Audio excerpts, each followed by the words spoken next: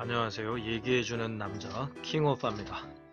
심심할 틈이 없이 얘기를 해주는 남자입니다. 영화, 책, 지식 등등 얘기를 해주는 남자입니다. 오늘은 영화 얘기를 좀 해볼까 합니다. 방금 얼마 전에 개봉을 해서 2위, 박스오피스 2위를 기록한 손예진, 현빈 주연의 영화인데 영화가 재밌어서 저작권에 걸리지 않도록 말로, 얘기로 해드릴까 합니다. 자, 보겠습니다. 먼저 대략 보면 2018년 김종석 감독이고 최성현 각본입니다. 제작비는 100억이 들어갔다 그러는데 어디에 100억이 들어갔을까? 폭파 장면이 한두 번 나오고 무대 세팅 조금 나오는데 거의 인건비인 것 같습니다. 먼저 영화를 보면 이제 곧 줄거리하고 다 얘기를 할 텐데 항상 보면 손예진 씨가 주연인데 손예진 씨가 바다로 간 산적에서는 연기가 굉장히 좋았습니다. 드라마에서도 종종 나왔고. 근데 이렇게 손예진 씨처럼 손예진 씨가 나쁜 사람은 아닙니다. 항상 순진하게 정의에 매달리고 정에 매달리고 이러다가 꼭 더 억울한 사람이 죽게 되는 거. 이게 현실에도 그렇고 영화에도 그렇고 참 많습니다. 그 다음에 이 나쁜 쉐리들, 이걸 참 사람이라고 해야 되나? 이런 사람들, 영어로 얘기하면 도그버드들입니다. 도그버즈, 복수로 얘기해서 개새들인데 이런 사람들이 결과적으로 그 장면에서 죽지는 않습니다. 그게 아주 좀 영화의 시작 전에 말씀드리고 싶은 거고, 영화를 한번 보겠습니다. 줄거리는 대략 아실 텐데, 그 현빈이 국제 무기거래상인데 어떤 한 계기에 의해서 그 대한민국 고위 관직자하고 자기가 원래 모시던 회장을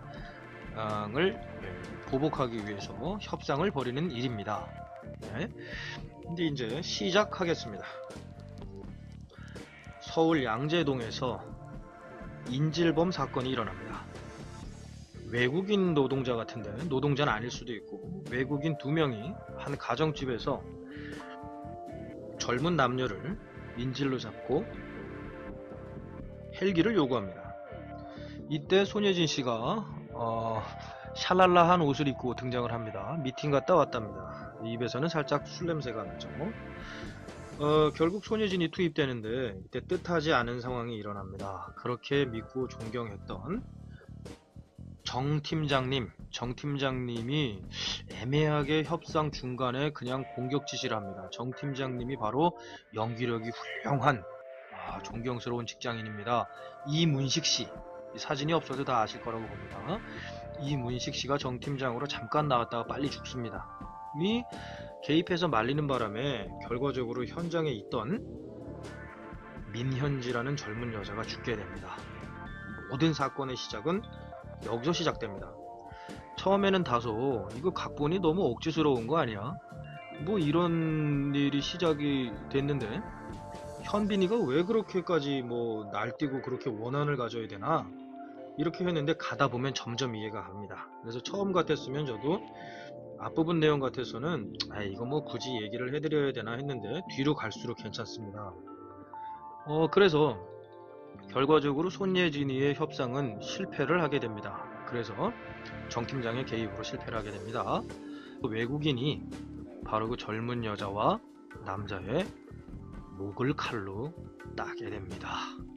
그래서 이제 사망을 하죠. 그거를 본 손예진이는 사표를 제출합니다. 자기는 이제 이런 거 더 이상 안 하겠다. 사람들 앞에서 자꾸 협상하는데 사람들 죽어나가고 이런 거 못 보겠다 하고 사표를 내는데 정 팀장이 수상한 전화를 받고 외국 출장을 갑니다. 자, 본격적으로 시작입니다.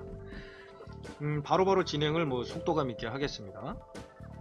그런데 외국으로 갔던 정 팀장이 바로 현빈이 이끄는 테러단이라고 하겠습니다. 테러단에 붙잡혀서 협상을 요구해 옵니다. 이때 포인트. 정 팀장은 큰 포인트는 아니었습니다. 그래서 여기서도 특별 출연으로 잠깐 출연했다가 안 나옵니다. 이제 죽어서 시체로 나옵니다. 같이 갔던 대한신문의 기자가 있습니다. 이 기자를 같이 인질로 잡고 있습니다. 태국에서. 그리고 한 여행 갔던 일가족도 인질로 잡혀 있습니다. 이 영화 보니까 해외여행 가고 싶은 생각이 싹 없어집니다. 저는 한 번도 못 갔었는데 이 영화 보니까 더 가기 싫어집니다. 대한민국이 나름 안전한 나라구나 하는 생각이 들었습니다. 문제는 이 대한신문의 기자가 문제였던 겁니다. 그래서 지금 아예 결론을 얘기하기 뭐하니까 그러면서 협상을 요구하는데 이때 시작. 협상의 상대자로 반드시 하태경 경위, 거기선 뭐 작은 팀장 정도 됩니다. 손예진 씨, 하채윤 경위를 요구합니다. 그게 나중에 보니까 이유가 다 있었습니다. 지금 얘기하면 왜 그랬냐면 처음에 윤현주 씨가 죽을 때 협상을 맡았던 게 하채윤입니다. 네고지에이션을 맡았던 게 하채윤입니다. 그러다 보니까 이제 하채윤이를 부른 겁니다. 하채윤인 손현진 씨는 그래서 그냥 거기에 개입이 된 겁니다. 실제 아주 중요한 건 대한신문 기자였습니다. 그래서 이제 손예진이랑 협상을 이제 하게 됩니다. 손예진은 사표 내고 집에서 혼자 쉬고 있는데 전화가 와가지고 급히 달려가 보니까 웬 세팅된 사무실 안에 뭐 각종 사람들이 다 와 있습니다. 국정원에서 와 있고, 그 다음에 뭐 경찰청에서 와 있고, 국방부, 공군사령부에서 와 있고, 청와대에서 와 있고, 여기에 이제 이 사람들에 비하면 미건 말직이겠죠. 위기관리팀 하채윤 경위가 이제 오게 됩니다.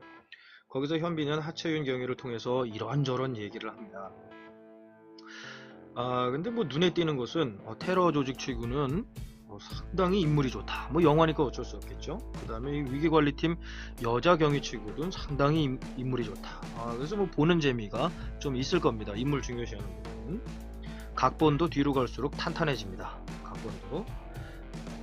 하채윤 씨를 부른 이유가 거기 있고, 하채윤 씨가 또 나중에 또 결정적인 역할도 많이 합니다. 그래서 어떻게 되냐 하면 스피디 있게 진행하게 되면 결국 이 현빈이 여기서 민태구로 나옵니다. 민태구가 이 사람 저 사람을 한 명씩 부릅니다. 그러면서 이제 결국에 이 민태구의 목적은 무엇이었냐 하면 이 고위직이 관련된 비리를 자기가 다 폭로하고자 하는 겁니다. 자, 여기까지는 너무 뻔합니다. 이런 주제의 영화가 너무 많으니까. 그런데 그 계기가 나름대로 각본이 괜찮습니다. 자, 먼저 민태구는 고아였습니다.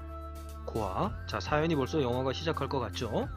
중간에 이제 치명적인 걸 아시게 됩니다. 고아로 세계 곳곳을 떠돌아다닙니다. 그러다가 용병을 합니다. 용병. 굉장히 뭐 탁월하겠죠, 벌써. 용병을 하면서 세계 각국의 전쟁에서 혁혁한 공을 세웁니다. 그러던 어느 날 갑자기 민태구가 사라지게 됩니다.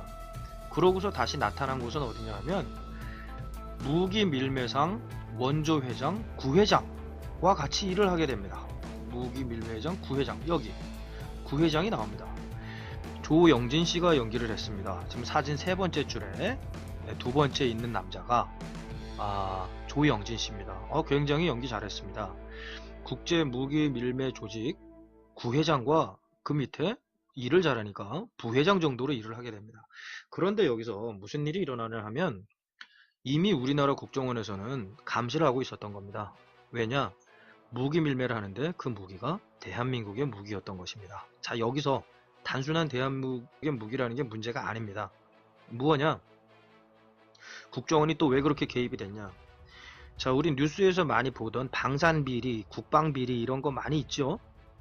이 구회장이라는 사람이 알고 보니까 대한민국 국군, 청와대, 인사까지 다 포함해서 무기 거래, 무기 계약까지 다 하고 거기서 빼돌려서 무기 거래까지 하는 사람이었던 겁니다. 그러니까 이 사람은 국가 차원의 우리나라의 청와대, 국방부까지 다 개입된 비리의 사람이 있는 겁니다. 비리의 사람인 겁니다. 근데 그 밑에서 이제 현빈이 있었는데, 민태구가 있었는데 무슨 일이 생기냐면 우리나라 국정원에서 이 사람에게 근접하게 됩니다. 그러면서 국정원과 거래를 하게 됩니다. 지금까지의 문제를 더 이상 키우지 않고 모든 정보를 건네주고 하면 지금까지 저질렀던 구회장의 잘못을 모두 없는 것으로 하고 안전을 보장하겠다는 거래를 우리나라 국정원과 합니다. 그러면서 여전히 공군사령관과 청와대 수석과 같은 급으로 어울려 놉니다. 민태구는, 현빈은 이러한 사실을 다 알고 있던 겁니다. 그런데 여기서 왜 그렇게까지 분노하냐? 참 각본이 괜찮죠. 그래도 이 정도면. 구회장이 돈이 어마어마합니다. 자기 스위스 계좌에만 뭐 몇백, 몇천억. 그리고 이것을 돈 세탁을 하기 위해서 우리가 흔히 아는 것처럼 명품 그림을 구매를 합니다. 명품 그림 하나에 100억씩 하는 거, 뭐 100억, 몇십억씩 하는 거를 구매를 합니다. 그래서 그 그림을, 자, 여기서 이어집니다. 그 그림을 양재동에 있는 평범한 집에다가 보관을 하고 그거를 자금 세탁의 수단으로 쓰는데, 그 집의 주인이 바로 윤현주 씨였던 겁니다. 처음에 테러범에게 살해를 당한. 자, 여기서 얘기가 맞춰집니다. 일단 1단계는 그 여인은 외국인에 의해서 그냥 살해당한 게 아니었습니다. 구회장과 또는 정부에 의해서 극본대로 살해를 당한 겁니다. 이를 덮기 위해서. 자, 그럼 여기서 민태구는 왜 그렇게 분노하는가? 아예 얘기하겠습니다. 민태구는 고아라 그랬죠. 어렸을 적부터. 그런데 여기서 그걸 누가 알아내냐면 위기협상팀의 팀장이었던 정팀장 이 문식 씨는 초기에 죽습니다. 그리고 또 연기 굉장히 잘하는 이 김상호 씨. 김상호 씨가 이 손예진이의 고참인데 이 사람이 하나하나 수사하다가 알아냅니다. 알고 보니까 윤현주가 아니라 민현주였던 겁니다. 두 남매가 어린 시절 고아원으로 버림을 받았던 겁니다. 두 사람은 남매였던 겁니다. 그런데 구 회장이 자신을 배신하고 자신의 자금 세탁주를 흔적을 지우기 위해서 사건으로 가장해서 민현주를 목을 따서 죽인 겁니다. 그 사실을 다 보고 있었던 민태구가 이에 분노하게 됩니다. 그래서 구 회장과 대한민국 고위층을 심판하기 위해서 일을 벌였던 겁니다. 자, 그래서 얘기는 어떻게 진행되냐? 그 뒤에도 그래도 외국 영화처럼 조금 이제 구절이 좀 나옵니다. 그래서 고위 인사 한 사람 한 사람을 다 협상 테이블로 불러냅니다. 이것만 봐서는 뭐 한정된 공간 안에서 영화가 진행되니까 100억이 들어갈 것 같지는 않은데. 자, 민태구가 이제 협상을 진행하면서 손예진이 보고 그럽니다. 채윤이는 이래서 한데 가슴이 너무 뜨거워. 자, 여기서도 약간 마음이 흔들리는 것 같습니다. 그리고 손예진이가 또 이런 말을 합니다. 나에게 포기 안 할 기회를 주세요. 역시 말의 고수지요. 그 다음에 초반에 이런 얘기를 합니다. 신체 사이즈, 이거 농담할 때 34, 24, 36이다 뭐 이런 얘기. 이건 아마 초반에 관객의 관심을 좀 끌어보겠다 하는 얘기 같습니다. 그런데 여기서 또 결정적인 사실, 그냥 속도감 있게 나가겠습니다. 이렇게 협상을 진행하다가 결과적으로 나중에는 국정원 차장까지 오라고 요구합니다. 그런데 국정원 차장은 대통령 주재 국가안보회의에 들어가서 못 온다고 거짓말을 하게 됩니다.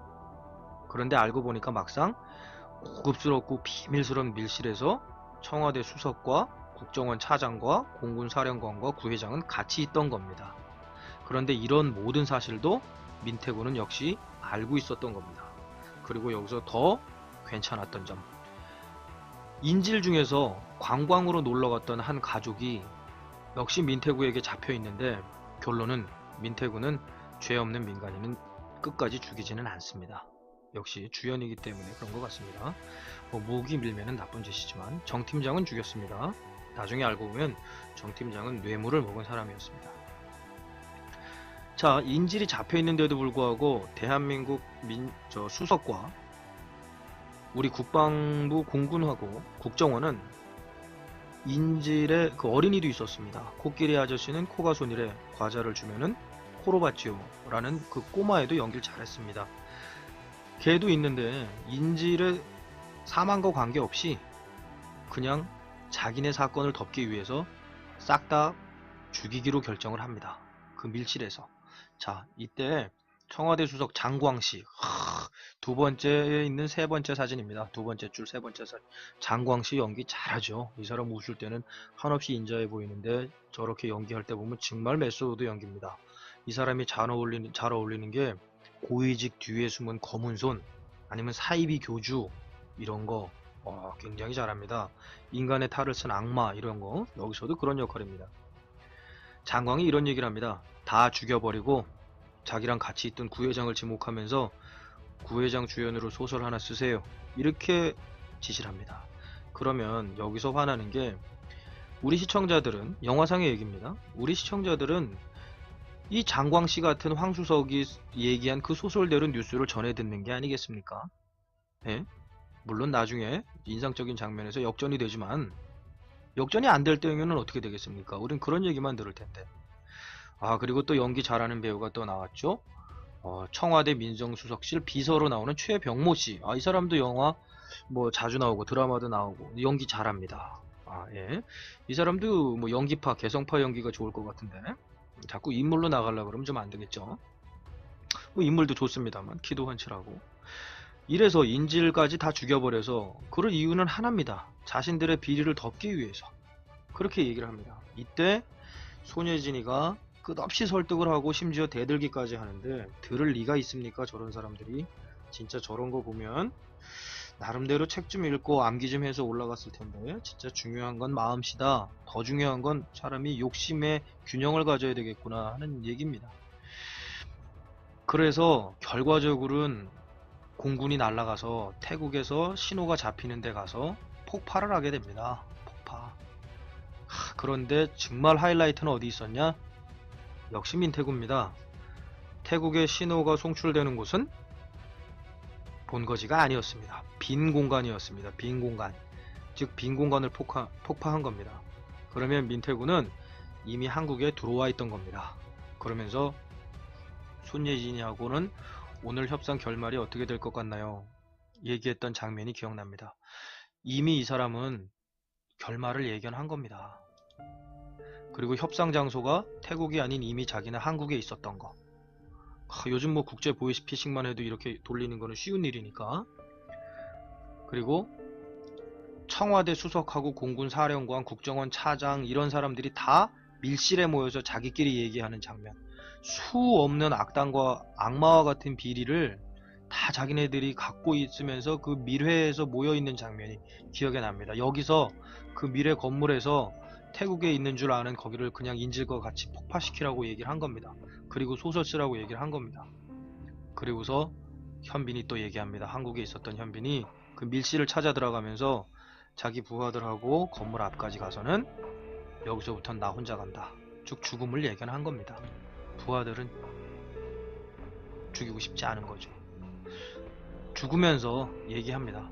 손예진이한테 죽는 장면은 이따 얘기해 드릴게요. 소주 한잔 하고 싶었는데 이 얘기를 합니다. 참 불쌍합니다. 고아로 태어나서 무기 밀면 잘못했지만.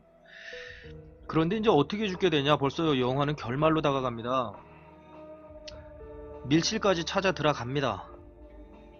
그런데 손예진이가 또 어떻게 알고 거기를 또 따라옵니다. 이게 항상 문제입니다. 이게 영화에서 클라이막스에 해당하겠죠. 클라이막스에. 그러면서 손예진이 또 얘를 말립니다. 죽이지 말라고. 이렇지 않은 좋은 결론이 있을 수 있다고. 자, 그런데 여기서 또 더 하이라이트. 지금 우리가 이런 방송을 할 수 있는 것처럼 지금은 SNS 시대다. SNS 시대. 소셜 네트워크 시스템, 프라이베이트, 브로드캐스트. 인터넷으로 청와대 수석과 공군 사령관과 국정원 차장과 자기네들이 했던 얘기들이 협상 과정이 인터넷으로 다 생중계됐던 겁니다. 그래서 그것이 막 뉴스에 나오고 전 국가가 난리가 나는 과정이 인터넷으로 생중계되고 있었습니다. 그런데 여기서 또 더 충격. 장광씨 황수석이 또 얘기합니다. 내용 바꿔서 소설 하나 더 쓰세요. 이러고 나갑니다. 그런데 이때 현빈이 들어온 겁니다. 자기네끼리 위스키 한잔 할 때, 양주할 때. 왜 국산 소주 안 먹고 양주 먹는지. 현빈이 들어와서 얘기를 합니다. 모든 비리를 다 하고 너네들은 처벌을 받고 현주, 자기 남매, 여동생이었죠? 그 억울한 죽음에 대해서 갚겠다라고 얘기를 합니다. 그런데 아까 얘기했던 손예진이 따라 들어와서 이런저런 올바르고 정의 있는 얘기를 합니다. 역시 예상했겠지만 안타까운 결말. 창문을 통해서 이미 우리나라 저격수들은 현빈의 머리를 겨누고 있었습니다. 손예진의 얘기를 듣고 있다가 그만 그대로 머리를 관통해서 사망하게 됩니다. 여기서 가슴 아픈 거. 현빈이 들고 있었던 잡폭장치의 스위치는 손예진이 들어왔을 때 심경의 변화를 일으키고 다소나마 희망을 갖고 잡폭장치의 스위치가 꺼져 있었습니다. 민태구는 맨 마지막에 신라 같은 희망이라도 가지고 있었던 겁니다. 참 안타깝죠. 손예진 씨도 나쁜 역할은 아닌데 항상 저러다가 더 억울한 사람이 죽고, 우리의 어벤져스에서도 보면 어벤져스 그 4편인가에서 보면 소련 남매가 있습니다. 굉장히 그 속도가 빠른 뛰어댕기는 그 남매. 그런데 걔네도 왜 죽습니까? 결국엔 무섭다, 겁난다, 거기 가지 말아라 그러는데 간 애들 얘네 구해주려다가 결국 그런 사람들이 죽습니다. 항상 말 안 듣던 사람을 위해서 말 잘 듣는 사람이 죽나 봅니다. 이게 정말이 굉장히 억울한 일인데, 현빈도 그래서 손예진이 얘기를 듣다가 죽습니다. 다소 희망적인 장면은 이제 얘기는 결론으로 다 왔습니다. 손예진이가 차 타고 도망가는 그 고위층들 중에 황수석한테 얘기를 합니다. 자, 여기도 미리 듣게 된 말씀 들려드리겠습니다 하면서, 당신은 묵비권을 행사할 수 있고 당신의 진술 거부는 불리하게 작용을 하지 않을 것이며, 이런 식의 얘기를 합니다. 그리고 민현주 씨의 살인 교사, 방산 비리, 무기 밀매 등의 혐의로 당신을 체포합니다 라는 말을 그 차에 대고 얘기를 합니다. 당연히 황수석은 이건 미친년 아니야 하고 떠납니다. 그리고 맨 마지막 장면은 어떻게 되냐, 국정감사, 뉴스에 계속 나오는 거죠. 국정감사의 증인으로 채택돼서 손예진 씨가 나갑니다. 여기서 또 인상적인 장면, 손예진이가 민태구와 민현주의 묘지 앞에 자기 고참 김상호 씨와 같이 앉아 있는 장면에서 민태구에게 온 편지를 꺼냅니다. 그런데 그 편지 안에는 민태구가 녹화했고 수집해 놓았던 증거가 담긴 USB가 들어있던 겁니다. 그래서 국정원에서 선서하면서 영화가 끝나게 됩니다. 자, 이렇게 돼서, 근데 제 이제 끝난 다음에 드는 생각은 이겁니다. 아, 저렇게 고위층인 사람이 진짜 저렇게 식으로 행동을 하면 참 국가라는 것이 무엇인가 하는 생각도 들었고, 현실에서는 그래도 저렇지 않은 게 많기를 좀 바랬고, 자기가 직업을 사는 게 아니라 직업이 자기를 삼켜버린 것 같은 느낌을 많이 들었습니다. 저러면서 중요한 건 우리가 직책, 고위직, 부, 재벌이 아니라 자기의 균형 있는 삶이겠죠.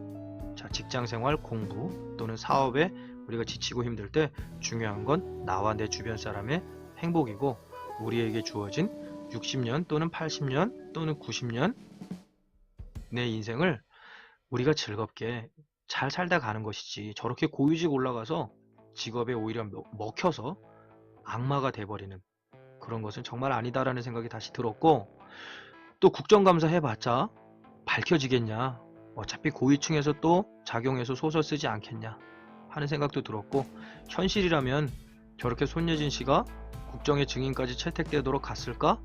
교통사고라도 위장해서 죽임을 당하지 않았을까? 하는 생각도 들었고, 또 거기까지 간다 그래도 여당 야당이 과연 밝혀낼까? 그냥 당파 싸움으로 또 흐지부지 되진 않을까? 이런 아쉬움도 현실에 비춰서 많이 들었습니다. 인상적인 장면, 저렇게 큰 일을 저지르는 사람들은 사연이 있었구나 하는 거. 그 다음에 꼭 정에 얽매이고 정의에 얽매이다가 억울한 희생자가 생길 수 있다 하는 거.